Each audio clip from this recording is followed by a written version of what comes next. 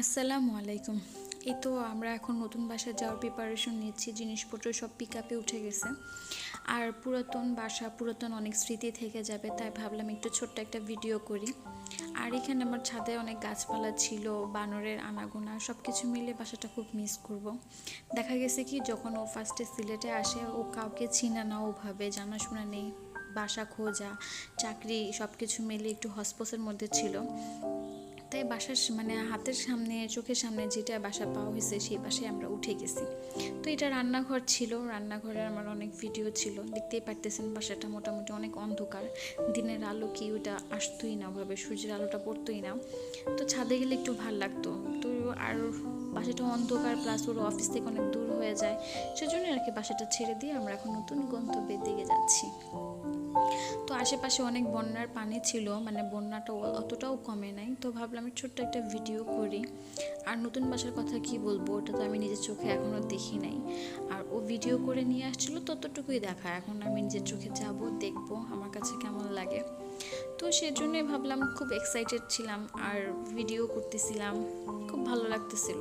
তো এই তো আমার বাসার কাছাকাছি চলে আসছি। আমার হচ্ছে বাসার বাইরের ভিউ হচ্ছে এটা। আমরা হচ্ছে তিনতলায় থাকবো, তিনতলায়।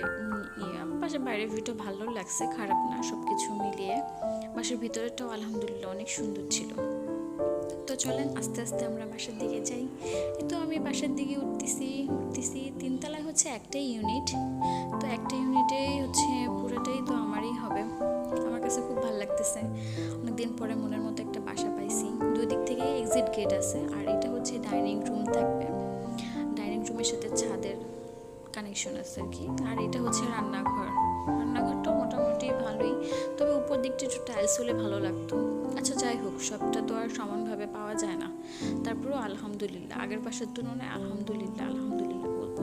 তো এটা ছিল একটা রুম, চারপাশে খোলামেলা আলো বাতাস, মানে সারাটা দিন এখন আমার ফ্যান ছাড়াই চলে যায়, কোনো মানে লাইট তো দূরের কথা, ফ্যানও ছাড়ি না এখন আমি। তো এটা ছিল বারান্দা, সব কিছু মিলিয়ে আমার আমার জন্য পারফেক্ট ছিল আর কি।